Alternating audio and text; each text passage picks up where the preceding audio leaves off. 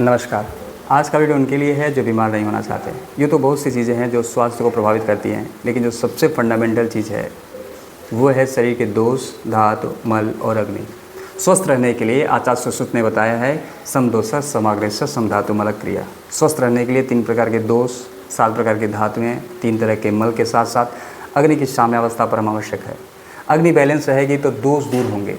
आज हम अग्नि को साम्य स्थिति में रखने के लिए यौगिक विधियों की पर चर्चा करेंगे।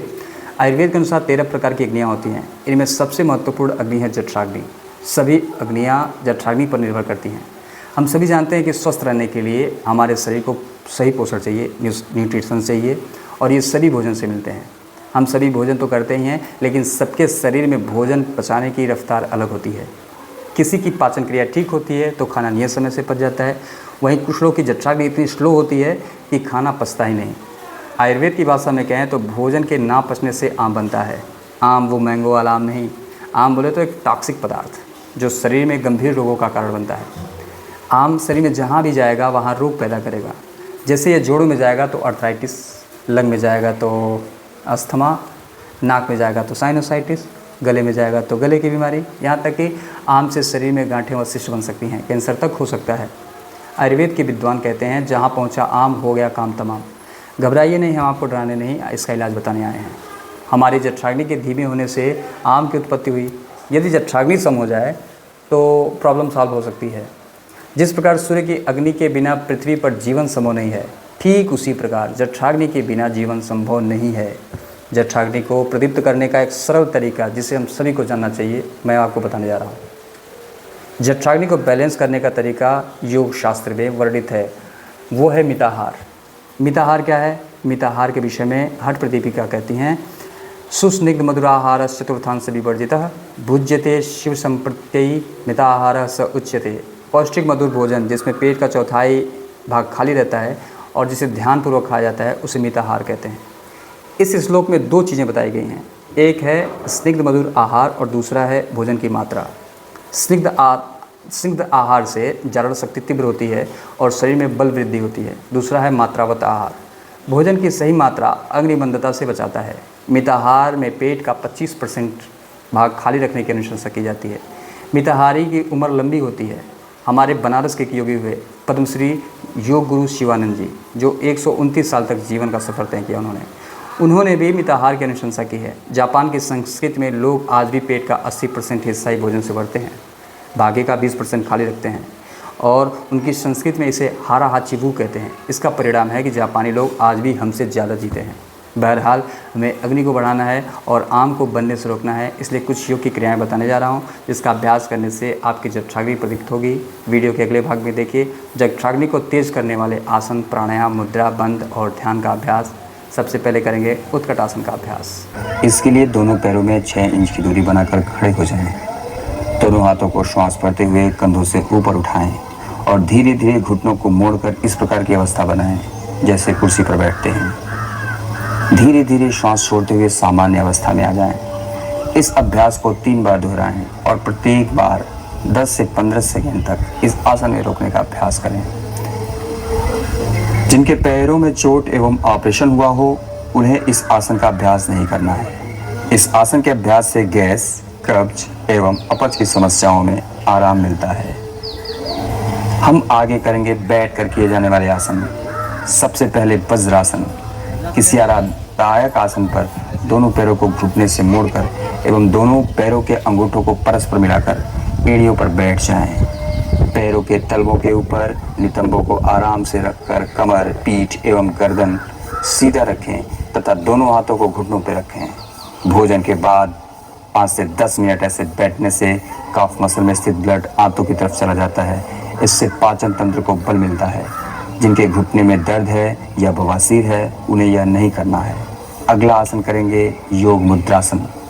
सबसे पहले पद्मासन लगाकर बैठ जाएं। दोनों हाथों को पीछे ले जाकर एक हाथ से दूसरे हाथ की कलाई पकड़ें। श्वास छोड़ते हुए आगे झुकें और माथे को जमीन से लगाएं।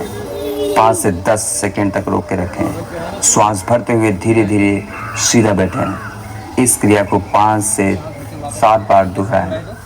जिनको कमर दर्द, सर्वाइकल स्पॉन्डिलाइटिस और घुटने के दर्द रहते हों उन्हें इस आसन का अभ्यास नहीं करना है। जिससे जठराग्नि प्रदीप्त होती है, प्राणों को शक्ति मिलती है, पुराना कब्ज दूर होता है। अगला आसन करना है पश्चिमोत्तानासन। सीधे बैठकर दोनों पैरों को लंबा फैला लें। दोनों पैर, घुटने, जंघा आपस में मिले रहें एवं जमीन से लगे रहें। दोनों हाथों को पैरों के पास ले जाएं। दाएं हाथ की पहली उंगली और अंगूठे से दाहिने पैर के अंगूठे को पकड़ें। इसी प्रकार बाएं हाथ से बाएं पैर का अंगूठा पकड़ें। अब श्वास छोड़ते हुए नीचे की ओर झुकें एवं सिर को घुटने से सटा दें। धीरे धीरे श्वास भरते हुए ऊपर उठें। इसे कम से कम 3 से 5 बार करें। कमर दर्द एवं हृदय रोग में इसका अभ्यास ना करें। इससे मंदाग्नि, मलावरोध, अजीर्ण दूर होकर भूख बढ़ती है एवं जठराग्नि प्रदीप्त होती है। आगे करेंगे पेट के बल लेट के किए जाने वाले आसन। पहला आसन है भुजंगासन। पेट के बल सीधे लेट जाएं। दोनों पैरों की एड़ियों और पंजों को मिलाकर तान दें। दोनों हाथों को कोहनियों से मोड़ते हुए छाती के दोनों ओर सटा कर रखें। माथा जमीन पर सटा कर रखें। अब श्वास भरते हुए धीरे धीरे सर्वप्रथम माथा उठाएं। कोहनियों को सीधा रखते हुए मेरुदंड का मध्य हिस्सा को तानें। पैर मिलाकर ही रखें। श्वास रोककर 5 से 20 सेकंड तक रोकें एवं धीरे धीरे श्वास छोड़ते हुए सामान्य स्थिति में आ जाएं। इस आसन को 5 से 10 बार करें। लाभ: पाचन क्रिया ठीक रहती है, कमर दर्द में लाभप्रद है, उदर के साथ पीठ की चर्बी कम होती है। सावधानी: अल्सर, हर्निया एवं उच्च रक्तचाप में इस आसन का अभ्यास ना करें। अगला आसन नौकासन। सीधे लेटकर हाथों को जंघाओं के ऊपर रखें। दोनों पैरों को मिलाकर रखें। श्वास छोड़ते हुए गर्दन के साथ दोनों हाथों एवं पैरों को धीरे धीरे 45 डिग्री तक ऊपर उठाएं। शरीर का संतुलन कूल्हे पर रहेगा। श्वास सामान्य अवस्था में कर लें। 10 सेकंड से 25 सेकंड तक इसी अवस्था में रुकें। वापस आने के लिए पहले गर्दन एवं हथेली को यथास्थान पर वापस लाएं एवं पैरों को साथ साथ जमीन पर रख लें। इस चक्र को 5 से 10 बार दोहराएं। इससे जठराग्नि प्रदीप्त होती है, अजीर्ण दूर होता है, उदरस्थ सभी अंगों पर अच्छा प्रभाव डालता है। इससे अतिरिक्त चर्बी कम होती है। सावधानी: कमर दर्द, हर्निया एवं उच्च रक्तचाप में इस आसन का अभ्यास ना करें। आगे करेंगे पेट के बल लेट कर किए जाने वाले आसनों का अभ्यास। पहला आसन धनुरासन। पेट के बल लेट जाएं। दोनों पैरों को मिलाकर घुटने से मोड़ें। दोनों हाथों को पीछे ले जाकर दोनों पैरों के टखनों को पकड़ लें। श्वास अंदर भरकर पैरों को हाथों से पकड़कर ऊपर उठाएं। सिर और शरीर का अगला भाग ऊपर उठाएं। पूरे शरीर का भार नाभि प्रदेश पर रहे।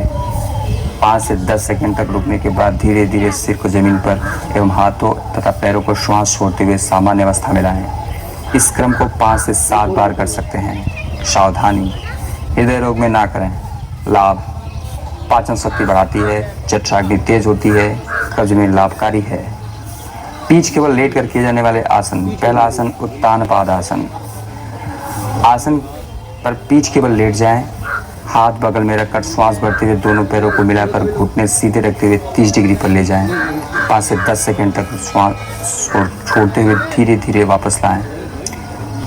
इस अभ्यास को 5 से 7 बार धीरे धीरे 45 से 60 डिग्री तक रोकने का अभ्यास कर सकते हैं। सावधानी: हृदय रोगी इस आसन का अभ्यास ना करें। लाभ: अपच दूर करता है, नाभि उतरने में विशेष लाभदायक है। दूसरा आसन है पवन मुक्तासन। इसके लिए सीधे लेट जाएं। श्वास भरते हुए धीरे से पैरों को घुटने से मोड़ दें।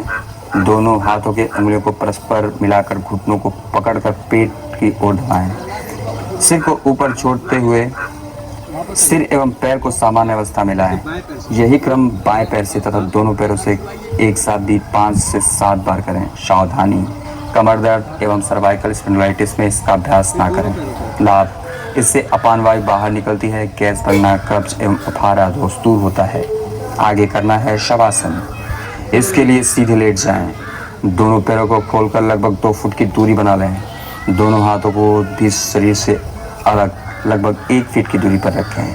हथेलियां आकाश की ओर रहेंगी। संपूर्ण शरीर को तनाव रहित, ढीला, शिथिल अवस्था में महसूस करें। श्वास की प्रक्रिया धीरे धीरे लंबा और गहरा श्वास लें एवं छोड़ें। 2 से 5 मिनट तक इसी अवस्था में बने रहें और बाएं करवट लेटे हुए उठकर बैठ जाएं। लाभ: शरीर में विश्रांति एवं मन में प्रसन्नता आती है। उच्च रक्तचाप, तनाव एवं विच्छेद में लाभप्रद क्रिया है। अगली क्रिया है अग्निसार क्रिया। सीधे खड़े होकर पैरों के बीच में 1 फीट का अंतर बनाकर आगे की ओर झुकें। तथा दोनों हाथों को घुटने के ऊपर रख लें। पूरा श्वास बाहर निकाल लें एवं बाहर ही रोक कर रखें। पेट को अंदर की ओर खींचते हुए पीठ से सटाने का प्रयत्न करें एवं फिर पेट को बाहर लाएं। इसके बाद श्वास भरकर फिर बाहर छोड़ें एवं पुनः यही प्रक्रिया को 4 से 5 बार दोहराएं। सावधानी, उच्च रक्तचाप एवं कमर दर्द में इस आसन का अभ्यास ना करें। लाभ, मंदाग्नि को दूर करती है, जठराग्नि प्रदीप्त करती है, कब्ज एवं पाचन क्रिया को ठीक करती है। कपाल भाति, कपाल का अर्थ है ललाट, भाति का अर्थ है चमकना या शुद्ध करना। यह एक शोधन क्रिया है जो अग्रीय साइनस और ऊपरी श्वास पथ का शोधन करने में सहायक है। इसके साथ यह पाचन तंत्र को भी बेहतर बनाती है। सबसे पहले किसी भी आरामदायक स्थिति में बैठ जाएं। अपनी आंखें बंद करके पूरे शरीर को शिथिल कर लें। दोनों नासिका रंध्र से गहरी श्वास लें और वक्षस्थल को फैलाएं। उदर की निचली मांसपेशियों को दबावपूर्वक अंदर बाहर करते हुए श्वास छोड़ें और निष्क्रियतापूर्वक श्वास ग्रहण करें। सक्रियतापूर्वक श्वास बाहर छोड़ना है एवं निष्क्रियतापूर्वक श्वास लेते रहना है। ऐसे कम से कम तीव्र श्वास छोड़ते हुए 30 आवृत्ति करें। गहरी श्वास लें और धीरे धीरे श्वास छोड़ें तथा विश्राम करें। इस तरह से कपालभाति का एक चक्कर पूरा हुआ। इस अभ्यास को कम से कम 2 और बार दोहराएं। पूरे अभ्यास के समय श्वास निष्क्रिय रूप से होना चाहिए। जठराग्नि प्रदीप्त करने के लिए अगला अभ्यास करेंगे सूर्य भेदी प्राणायाम का।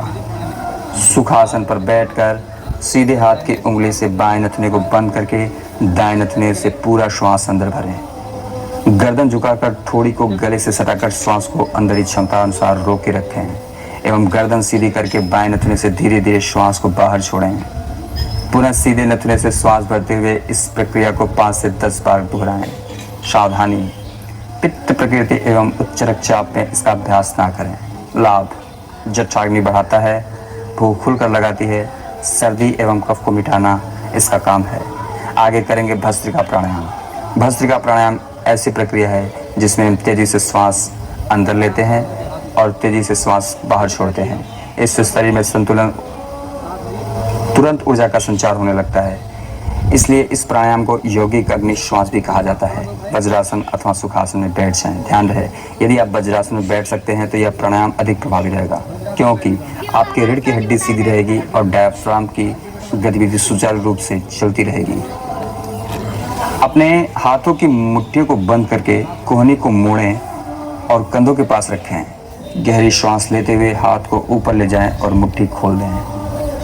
अब थोड़ा बलपूर्वक श्वास छोड़ते हुए अपनी भुजाओं को नीचे कंधों तक लाएं और मुट्ठियां पुनः बंद कर लें।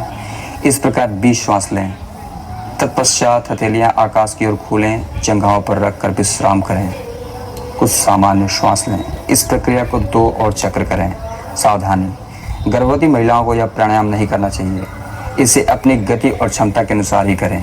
यदि आपको अशांत या चक्कर जैसे लगे तो चक्रों के बीच में विराम की अवधि को बढ़ा सकते हैं। यदि आपको उच्च रक्तचाप एवं घबराहट की समस्या है तो यह प्राणायाम किसी प्रशिक्षक की निगरानी में ही करें।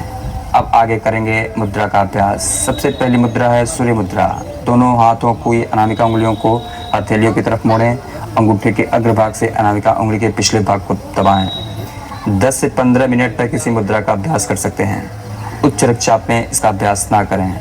इसका लाभ पाचन शक्ति एवं जठराग्नि को बढ़ाती है। दूसरी मुद्रा है लिंग मुद्रा। दोनों हाथों की उंगलियों को परस्पर मिलाकर फंसाकर इस प्रकार रखें कि दाएं हाथ का अंगूठा ऊपर की ओर सीधा रहे। सावधानी, अधिक गर्मी में इस मुद्रा का अभ्यास ना करें। लाभ, यह भूख को बढ़ाती है। अब आगे करेंगे बंद का अभ्यास, उड्डयन बंद। सुखासन में बैठकर पूरा श्वास बाहर निकाल लें। पेट को भीतर की ओर सिकोड़ कर रखें। पेट के स्थान पर गड्ढा दिखाई पड़ेगा।